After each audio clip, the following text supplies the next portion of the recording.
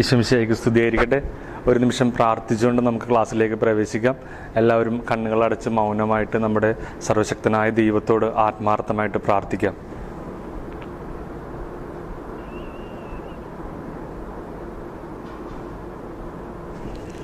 എല്ലാവർക്കും സുഖമല്ലേ? എല്ലാവരും സന്തോഷമായിട്ടൊക്കെ ഇരിക്കുന്നു എന്ന് വിചാരിക്കുന്നു. അങ്ങനെ നമ്മൾ നമ്മുടെ കേരള ലത്തീൻ സഭ എന്ന ചാപ്റ്ററിൻ്റെ ആദ്യത്തെ ഭാഗം നമ്മൾ കഴിഞ്ഞ ആഴ്ചയിൽ നമ്മൾ പഠിച്ചു. അതുമായിട്ട് ബന്ധപ്പെട്ട് തന്ന വർക്കുകളൊക്കെ എല്ലാവരും നന്നായിട്ട് ചെയ്തു എന്ന് വിചാരിക്കുന്നു. നമ്മൾ ഇന്നതിൻ്റെ രണ്ടാമത്തെ ഭാഗം പഠിക്കാൻ പോവുകയാണ്.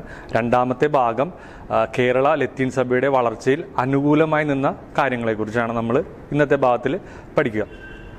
ഇത് നമ്മൾ 3 പ്രധാനപ്പെട്ട കാര്യങ്ങളാണ് നമ്മൾ ഈ ഭാഗത്തിൽ നമ്മൾ പഠിക്കുക. കേരള ലത്തീൻ സഭയുടെ വളർച്ചയ്ക്ക് അനുകൂലമായി നിന്ന 3 പ്രധാനപ്പെട്ട കാര്യങ്ങൾ. അതിൽ ഒന്നാമത്തേത് അൽബുക്കർക്ക് കേരളത്തിൽ എത്തിച്ചേർന്നത്. 2 മിഷണറിമാർ യൂറോപ്യൻ ശൈലിയിലുള്ള പള്ളികളും വിദ്യാഭ്യാസ സ്ഥാപനങ്ങളും മറ്റ് ആശ്രമങ്ങളൊക്കെ ഇവിടെ സ്ഥാപിച്ചത്. 3 ഫ്രാൻസിസ്കൻ മിഷണറിമാർ കേരളത്തിൽ എത്തിച്ചേർന്നത്. എന്തൊക്കെയാണ്? 1 അൽബുക്കർക്ക് കേരളത്തിൽ എത്തിച്ചേർന്നത്. 2 മിഷണറിമാർ യൂറോപ്യൻ ശൈലിയിലുള്ള പള്ളികളും ആശ്രമങ്ങളും മറ്റ് വിദ്യാഭ്യാസ സ്ഥാപനങ്ങളൊക്കെ ഇവിടെ സ്ഥാപിച്ചത്. 3 ഫ്രാൻസിസ്കൻ മിഷണറിമാർ കേരളത്തിൽ എത്തിച്ചേർന്നത്. നമുക്ക് ഒന്നാമത്തെ നമുക്ക് നോക്കാം. അൽബുക്കർക്ക് കേരളത്തിൽ എത്തിച്ചേർന്നത്. ഈ അൽബുക്കർക്ക് കേരളത്തിൽ എത്തിച്ചേരുന്ന ഈ ഭാഗം നമ്മൾ പഠിക്കുമ്പോൾ നമുക്ക് ഒഴിച്ചു കൂടാനാവാത്തൊരു വ്യക്തിയാണ് വാസ്കോ ഡ ഗാമ. നമ്മൾ കഴിഞ്ഞ പാഠഭാഗങ്ങളൊക്കെ വാസ്കോ ഡ ഗാമയെക്കുറിച്ച് നമ്മൾ പഠിച്ചതാണ്.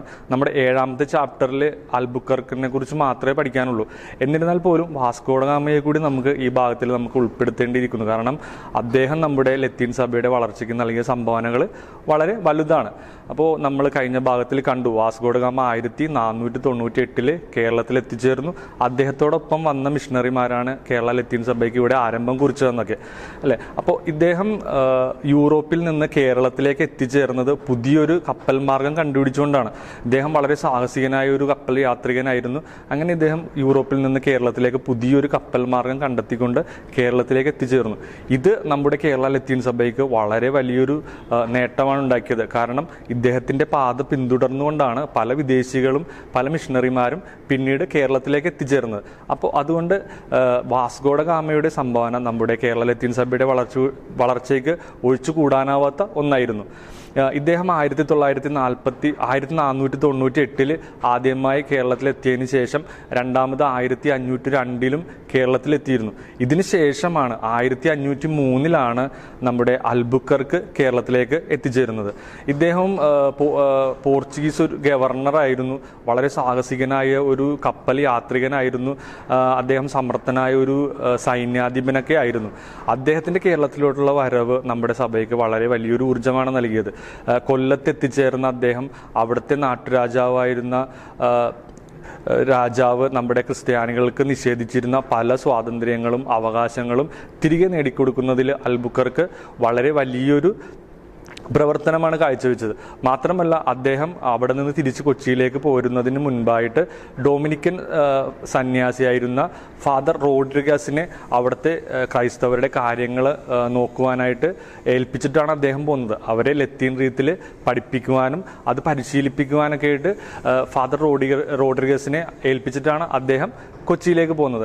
ഈ ഫാദർ റോഡ്രിഗസിൻ്റെ പ്രവർത്തനം മൂലം തന്നെ നെസ്തോറിയൻ പാഷണ്ഡതയിൽ മുഴുകിയിരുന്ന ഏതാണ്ട് 1200 ക്രൈസ്തവർ മാനസാന്തരപ്പെട്ടു എന്നാണ് ചരിത്രം പറയുന്നത്. അങ്ങനെ വലിയൊരു പ്രവർത്തനം കാഴ്ചവെച്ചൊരു വ്യക്തിയായിരുന്നു. നമ്മുടെ സഭയ്ക്ക് വളർച്ചയിൽ വളരെ സഹായിച്ചൊരു വ്യക്തിയായിരുന്നു അൽബുക്കർക്ക്. രണ്ടാമതായി നമ്മൾ പഠിക്കാൻ പോകുന്നത് മിഷണറിമാർ കേരളത്തിൽ യൂറോപ്യൻ ശൈലിയുള്ള പള്ളികളും ആശ്രമങ്ങളും അതുപോലെ മറ്റു വിദ്യാഭ്യാസ സ്ഥാപനങ്ങളും സ്ഥാപിച്ചതായിരുന്നു. കൊച്ചിയിലും കൊടുങ്ങല്ലൂരും വൈപ്പിനിലും ഒക്കെയാണ് ഇവർ ആദ്യമായിട്ട് ഈ യൂറോപ്യൻ ശൈലിയിലുള്ളൊരു ദേവാലയങ്ങൾ സ്ഥാപിച്ചത്. ഇന്ന് നമുക്കറിയാം, നമ്മൾ കൊച്ചിയിലോട്ടൊക്കെ പോയി കഴിഞ്ഞാൽ നമുക്ക് കാണാൻ പറ്റും പഴമ രീതിയിലൊക്കെ നിലനിൽക്കുന്ന ദേവാലയങ്ങളൊക്കെ വളരെ മനോഹരമായിട്ട് ഇന്ന് നിലനിൽക്കുന്ന പല ദേവാലയങ്ങളും കൊച്ചിയിലും വൈപ്പിനിലൊക്കെ ഉണ്ട്. അതൊക്കെ കാണുമ്പോഴത്തേക്കും നമുക്ക് നമ്മുടെ ഈ പാരമ്പര്യത്തിൻ്റെ ഒരു പ്രൗഢി നമുക്ക് മനസ്സിലാകും. അന്നത്തെ ആളുകൾക്കും ഇത് വളരെ ആകർഷിച്ചു അവരെ. ഈ ദേവാലയം അതിൻ്റെ അതിൻ്റെ പണികളുമെല്ലാം അവരെ വളരെയധികം ആകർഷിച്ചു. മാത്രമല്ല വിശേഷ ദിവസങ്ങളിൽ ഈ ആരാധനാലയങ്ങളിൽ നടക്കുന്ന തിരുക്കർമ്മങ്ങളും അവിടെ അലങ്കാരങ്ങളൊക്കെ ഇവരെ വളരെയധികം ആകർഷിച്ച സംഭവങ്ങളായിരുന്നു. മാത്രമല്ല അന്നത്തെ ജനവിഭാഗങ്ങൾ ആദ്യമായിട്ടാണ് ഈ തിരുക്കർമ്മങ്ങളിൽ ഗാനങ്ങൾ ആലപിക്കുന്നതും സംഗീതോപകരണങ്ങളൊക്കെ ഉപയോഗിക്കുന്നതൊക്കെ അന്നത്തെ ജനങ്ങൾ കാണുന്നത് ആദ്യമായിട്ടായിരുന്നു. ഇതും ഇവരെ വളരെയധികം ആകർഷിച്ച ഒരു കാര്യമായിരുന്നു, അവരെ ലത്തീൻ സഭയിലേക്ക് ആകർഷിച്ച ഒരു കാര്യമായിരുന്നു. മാത്രമല്ല കണ്ണൂരും ഇതുപോലെ ഒരു ആഞ്ചലോസ് കോട്ടയും പള്ളിയുമൊക്കെ നമ്മുടെ മിഷണറിമാർ സ്ഥാപിക്കുകയുണ്ടായി. അതുപോലെ കേരളത്തിൽ ഉടനീളം വിദ്യാഭ്യാസ സ്ഥാപനങ്ങളൊക്കെ നമ്മുടെ മിഷണറിമാർ സ്ഥാപിക്കുകയുണ്ടായി. അതിനെക്കുറിച്ചൊക്കെ നമ്മൾ വരുന്ന ചാപ്റ്ററുകളിലൊക്കെ നമ്മൾ വിശദമായിട്ട് പഠിക്കും. അപ്പോൾ രണ്ടാമത്തെ കാര്യം ഇതാണ്, നമ്മുടെ മിഷണറിമാർ സ്ഥാപിച്ച പള്ളികളും ആശ്രമങ്ങളും അതുപോലെ വിദ്യാഭ്യാസ സ്ഥാപനങ്ങളൊക്കെ അന്നത്തെ ജനങ്ങളെ വളരെയധികം ആകർഷിച്ചു. അതും നമ്മുടെ ലത്തീൻ സഭയുടെ വളർച്ചയ്ക്ക് അനുകൂലമായി തീർന്ന രണ്ടാമത്തെ കാരണമായിരുന്നു. മൂന്നാമത്തെ കാരണമാണ് ഫ്രാൻസിസ്കൻ മിഷണറിമാർ കേരളത്തിലേക്ക് എത്തിച്ചേർന്നത്. നമ്മൾ കണ്ടു വാസ്കോഡഗാമയുടെ വരവോടുകൂടി ധാരാളം മിഷണറിമാർ കേരളത്തിലേക്ക് എത്തിച്ചേർന്നു എന്നുള്ളത്. അതിൽ പ്രധാനപ്പെട്ട 4 സന്യാസ സമൂഹങ്ങളായിരുന്നു. 1 ഫ്രാൻസിസ്കൻ, 2 അഗസ്റ്റീനിയൻ, 3 ഡൊമിനിക്കൻ, 4 ജസ്യൂട്ട്. ഈ 4 വിഭാഗങ്ങളിൽ തന്നെ അന്നത്തെ കാലത്ത് പ്രധാനമായിട്ടും നമ്മുടെ കേരളത്തിൽ പ്രവർത്തിച്ചുകൊണ്ടിരുന്നത് ഫ്രാൻസിസ്കൻ സന്യാസ സമൂഹമായിരുന്നു. അവരുടെ പ്രധാന പ്രവർത്തന കേന്ദ്രം കൊച്ചി ആയിരുന്നു. അതുപോലെ തന്നെ അവരുടെ രണ്ടാമത്തെ പ്രധാനപ്പെട്ട ഒരു പ്രവർത്തന കേന്ദ്രം കണ്ണൂരായിരുന്നു. കണ്ണൂർ ഇവരുടെ പ്രവർത്തനങ്ങൾ മൂലം നമ്മുടെ സഭയിലെ വലിയൊരു വളർച്ചയാണ് ഉണ്ടായത്. 1501 4 ഫ്രാൻസിസ്കൻ മിഷണറിമാർ കണ്ണൂരിലെത്തി എന്നാണ് പറയപ്പെടുന്നത്. ഇവരുടെ പ്രവർത്തനങ്ങൾ മൂലം നമ്മുടെ കേരള ലത്തീൻ സഭയുടെ വളർച്ച ത്വരിതഗതിയിലായി എന്നാണ് നമ്മൾ ചരിത്രത്തിലൂടെ വായിച്ച് മനസ്സിലാക്കാൻ കഴിയുന്നത്. അതുപോലെ തന്നെ ഇവരുടെ പ്രവർത്തനങ്ങളിലൂടെ അനുദിനം നമ്മുടെ കേരള ലത്തീൻ സഭയിൽ വൈദികരും മിഷണറിമാരും അൽമായരും ഒക്കെ വളർന്നു വന്നുകൊണ്ട് വളരെ ശക്തമായൊരു സമൂഹമായിട്ട് നമ്മുടെ കേരള ലത്തീൻ സഭ മാറി. അപ്പോൾ ഈ 3 കാര്യങ്ങളാണ് നമ്മുടെ കേരള ലത്തീൻ സഭയുടെ വളർച്ചയിൽ പ്രധാനമായിട്ട് പങ്കുവഹിച്ചത്. 1 അൽബുക്കർക്ക് കേരളത്തിൽ എത്തിച്ചേർന്നത്, 2 മിഷണറിമാർ യൂറോപ്യൻ ശൈലിയിലുള്ള പള്ളികളും ആശ്രമങ്ങളും സ്ഥാപിച്ചത്, 3 ഫ്രാൻസിസ്കൻ മിഷണറിമാർ എത്തിച്ചേർന്നത്. ഈ പാഠഭാഗവുമായി ബന്ധപ്പെട്ട് നമുക്ക് മനസ്സിലാക്കാനുള്ള ഒരു സന്ദേശമായിട്ട് സ്വീകരിക്കാനുള്ള വേറൊരു കാര്യം കൂടി ഞാൻ നിങ്ങളുടെ ശ്രദ്ധയിലേക്ക് പെടുത്തുകയാണ്. അത് മറ്റൊന്നുമല്ല, നിങ്ങളൊന്ന് ആലോചിച്ച് നോക്കണം. നമ്മൾ അൽബുക്കർക്കിനെ കുറിച്ചും വാസ്കോഡഗാമയെ കുറിച്ചും നമ്മൾ പഠിച്ചു അല്ലേ? ഇവരൊക്കെ എന്തിനാണ് കേരളത്തിലേക്ക് വന്നത്? ഇവർ അവരുടെ വ്യാപാര ആവശ്യങ്ങൾക്ക് വേണ്ടിയും അല്ലെങ്കിൽ അവരുടെ സാമ്രാജ്യം സ്ഥാപിക്കുവാനായിട്ട് അല്ലെങ്കിൽ കോളനികൾ സ്ഥാപിക്കുവാനായിട്ടൊക്കെയാണ് അവർ കേരളത്തിലേക്ക് എത്തിയത്. പക്ഷെ അങ്ങനെ വന്നപ്പോൾ അവർ തങ്ങൾ വിശ്വസിക്കുന്ന ദൈവത്തെ, തങ്ങൾ അറിഞ്ഞ ദൈവത്തെ, തങ്ങൾ പോകുന്ന സ്ഥലങ്ങളിലെല്ലാം അവിടുത്തെ ജനങ്ങളും അവിടുത്തെ മനുഷ്യരും അറിയണമെന്നുള്ളൊരു ആഗ്രഹം അവരുടെ ഉള്ളിൽ ചിലപ്പോൾ ഉണ്ടായിരുന്നിരിക്കണം അല്ലേ? അതുകൊണ്ടാണ് അവർ പോയിരുന്ന സ്ഥലങ്ങളിൽ ഈ മിഷണറിമാരെയൊക്കെ കൂടെ കൂട്ടിയത്. അപ്പോൾ നമുക്ക് ഈ പാഠഭാഗത്ത് നിന്ന് കിട്ടാവുന്ന ഏറ്റവും വലിയൊരു സന്ദേശമാണത്. കാരണം അവരുടെ പ്രവർത്തന മേഖലകളിലെല്ലാം അവർ വിശ്വസിച്ച, അവരറിഞ്ഞ ദൈവത്തെ പ്രഘോഷിക്കുവാനായിട്ട് അവർ മുൻകൈയെടുത്തു. നമ്മളും ഈ പാഠഭാഗം പഠിക്കുമ്പോൾ നമ്മളും അങ്ങനെ ഒരു തീരുമാനം എടുക്കണം അല്ലേ? നമ്മൾ ആരോടെങ്കിലുമൊക്കെ നമ്മൾ ഇതുവരെ അങ്ങനെ പറഞ്ഞിട്ടുണ്ടോ? നമ്മുടെ ദൈവത്തെക്കുറിച്ച്, നമ്മൾ വിശ്വസിക്കുന്ന, നമ്മൾ അറിഞ്ഞ ദൈവത്തെക്കുറിച്ച് നമ്മൾ ആരോടെങ്കിലും പറയാൻ ശ്രമിച്ചിട്ടുണ്ടോ അല്ലേ? ചിലപ്പോൾ നമ്മൾ ഇതുവരെ ആരോടും അങ്ങനെ ഒന്നും പറഞ്ഞിട്ട് കൂടി ഉണ്ടാവില്ല. അപ്പം നമ്മൾ ഈ പാഠഭാഗത്തിൽ നമുക്ക് കിട്ടാവുന്ന ഏറ്റവും വലിയൊരു സന്ദേശമാണ്, നമ്മളായിരിക്കുന്ന മേഖലകളിൽ, നമ്മളായിരിക്കുന്ന അവസ്ഥയിൽ നിന്നുകൊണ്ട് നമ്മളെ കൊണ്ട് കഴിയാവുന്ന രീതിയിൽ നമ്മുടെ ദൈവത്തെക്കുറിച്ച് പ്രഘോഷിക്കുക. അത് നമ്മുടെ സഭയുടെ വളർച്ചയ്ക്ക് സഹായിക്കുന്നൊരു ഘടകമായിരിക്കും അല്ലേ? അപ്പോൾ അങ്ങനെ നമ്മുടെ ഈ പൂർവികരായിട്ടുള്ള മിഷണറിമാരുടെയും വിദേശികളുടെയൊക്കെ പ്രവർത്തനം മൂലം കേരള ലത്തീൻ സഭ ഇന്ന് കേരളത്തിൽ വളർന്ന് പന്തലിച്ച് നിൽക്കുന്ന ഒരു സമൂഹമായിട്ട് മാറി അല്ലേ?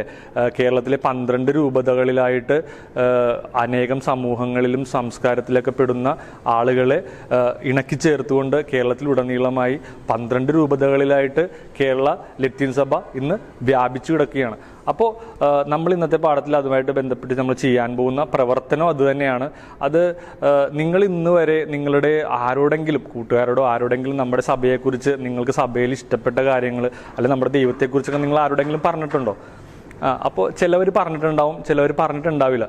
എന്ത് തന്നെ ആയിക്കൊള്ളട്ടെ, നിങ്ങളപ്പോൾ ഇന്ന് ചെയ്യേണ്ട ഒരു കാര്യം എന്ന് പറഞ്ഞാൽ, നിങ്ങളുടെ ഒരു സുഹൃത്ത് അവൻ ഇതുവരെ നമ്മുടെ ദൈവത്തെക്കുറിച്ച്, നമ്മുടെ വിശ്വാസത്തെക്കുറിച്ച് ഒന്നും അറിഞ്ഞിട്ടില്ല. അപ്പോൾ അവനെ ഇത് അറിയിക്കുവാനായിട്ട് നിങ്ങൾ അവന് എഴുതുന്ന ഒരു കത്ത്, നമ്മുടെ സഭയുടെ നന്മകളും നമ്മുടെ ദൈവത്തെക്കുറിച്ച്, നമ്മുടെ ദൈവത്തിൻ്റെ സ്നേഹത്തെക്കുറിച്ചൊക്കെ നിങ്ങൾ അവനെ പറഞ്ഞ് മനസ്സിലാക്കുവാനായിട്ട് നിങ്ങൾ അവൻ എഴുതുന്ന ഒരു കത്ത്, അത് നിങ്ങൾ അങ്ങനെ ഒരു കത്ത് എഴുതിയതായി ഒരു പേപ്പറിൽ എഴുതുക. അതിൻ്റെ ഒരു ഫോട്ടോ എടുത്തിട്ട് നിങ്ങളുടെ ടീച്ചറിന് അയച്ചു കൊടുക്കുക. തീർച്ചയായും ഇന്നത്തെ പ്രവർത്തനത്തിന് സമ്മാനം ഉണ്ടായിരിക്കുന്നതാണ്. നിങ്ങളുടെ ടീച്ചർമാർ തന്നെ, നിങ്ങളുടെ ക്ലാസ്സിലെ ടീച്ചർമാർ തന്നെ ഏറ്റവും മികച്ച കത്തുകൾക്ക് ഉറപ്പായിട്ടും സമ്മാനം തരുന്നതായിരിക്കും. അപ്പോൾ എല്ലാവരും അങ്ങനെ ചെയ്യുക. അതോടൊപ്പം തന്നെ ഞങ്ങൾ ഈ വർഷം, ഞാനും എൻ്റെ ക്ലാസ്സിലെ കുട്ടികളും ഈ വർഷം സഭയുടെ വളർച്ചയുമായി ബന്ധപ്പെട്ട് പാഠഭാഗങ്ങൾ പഠിച്ചപ്പോൾ ചെയ്തൊരു പ്രവൃത്തിയാണ്. നമുക്കിന്ന് സമൂഹ മാധ്യമങ്ങളിലൂടെയാണ് നമ്മുടെ പഠിത്തമൊക്കെ നടക്കുന്നതല്ലേ. അപ്പോൾ നമ്മൾ സ്ഥിരമായിട്ട് വാട്സപ്പൊക്കെ ഉപയോഗിക്കുന്ന ആളുകളാണ്. അപ്പോൾ ഞങ്ങൾ ഈ വർഷം ചെയ്യാൻ ഉദ്ദേശിച്ചൊരു പ്രവർത്തനം ഇതായിരുന്നു. എല്ലാ ദിവസവും ഒരു ദൈവത്തിൻ്റെ ഒരു വചനം നമ്മൾ വാട്സപ്പിൽ സ്റ്റാറ്റസ് ആയിട്ട് ഇടും. അപ്പോൾ ഞാൻ ഈ ആശയം പറഞ്ഞപ്പോൾ എൻ്റെ ക്ലാസ്സിലെ കുട്ടികളൊക്കെ വളരെ ആവേശത്തോടെയാണ് സ്വീകരിച്ചത്. അപ്പോൾ ഞങ്ങൾ ശാലോം ടിവിയുടെ ഒരു പേജ് ഉണ്ട് ഫേസ്ബുക്കിൽ. അതിലെല്ലാ ദിവസവും ഒരു വചനം അവർ അപ്ലോഡ് ചെയ്യും. ഞങ്ങളതിൻ്റെ ഫോട്ടോ എടുത്തിട്ട് ഞങ്ങളുടെ സ്റ്റാറ്റസായിട്ട്, ഞാനും ക്ലാസ്സിലെ എല്ലാ കുട്ടികളും സ്റ്റാറ്റസായിട്ട് ഇടും. അപ്പോൾ അതുപോലെ നിങ്ങൾക്കും സഭയുടെ വളർച്ചയ്ക്ക് വേണ്ടി എന്തെങ്കിലുമൊക്കെ ചെയ്യാൻ കഴിയുമോ എന്ന് ഈ പാഠഭാഗത്തിലൂടെ നമുക്ക് നിങ്ങളുടെ ടീച്ചറുമായിട്ട് ആലോചിക്കാം. അതുപോലെ നിങ്ങൾക്കും ഇതുപോലെ സഭയുടെ വളർച്ചയ്ക്ക് വേണ്ടി നിങ്ങളെ കൊണ്ട് ചെയ്യാൻ കഴിയുന്ന ചെറിയ പ്രവർത്തനങ്ങൾ എന്ത് തന്നെ ആയിക്കൊള്ളട്ടെ, അത് ചെയ്യാനായിട്ട് ശ്രമിക്കുക. അപ്പോൾ ഇന്നത്തെ ക്ലാസ് നിങ്ങൾക്ക് എല്ലാവർക്കും വ്യക്തമായി എന്ന് ഞാൻ വിശ്വസിക്കുന്നു. നമുക്ക് പ്രാർത്ഥിച്ചുകൊണ്ട് ഇന്നത്തെ ക്ലാസ് അവസാനിപ്പിക്കാം. ഞങ്ങളുടെ രക്ഷകനായ ഈശോയെ, അങ്ങയുടെ സഭയെക്കുറിച്ച് പഠിപ്പിക്കുവാനും അങ്ങയുടെ സഭ ഞങ്ങളുടെ നാട്ടിൽ വളർന്നു വരുവാനും ഇടയാക്കിയതിനെ ഓർത്ത് ഞങ്ങൾ അങ്ങേക്ക് നന്ദി പറയുന്നു. അതിനുവേണ്ടി പ്രവർത്തിച്ച എല്ലാ മിഷണറിമാരെയും മറ്റെല്ലാ പ്രസ്ഥാനങ്ങളെയും ഞങ്ങൾ അങ്ങേക്ക് സമർപ്പിക്കുന്നു. ഇന്നത്തെ ദിവസം ഞങ്ങൾ വളരെ പ്രത്യേകമായി ഞങ്ങളെ മതബോധനം പഠിപ്പിക്കുന്ന എല്ലാ മതാധ്യാപകരെയും സമർപ്പിച്ച് പ്രാർത്ഥിക്കുന്നു. അവരുടെ വിശ്വാസം അടുത്ത തലമുറയിലേക്ക് കൂടി പകർന്നു നൽകുവാനായി അവരെടുക്കുന്ന എല്ലാ പ്രവർത്തനങ്ങളെയും അങ്ങയുടെ പരിശുദ്ധാത്മാവിനാൽ അനുഗ്രഹിക്കണമേ എന്ന് പ്രാർത്ഥിച്ചുകൊണ്ട് ആമീൻ.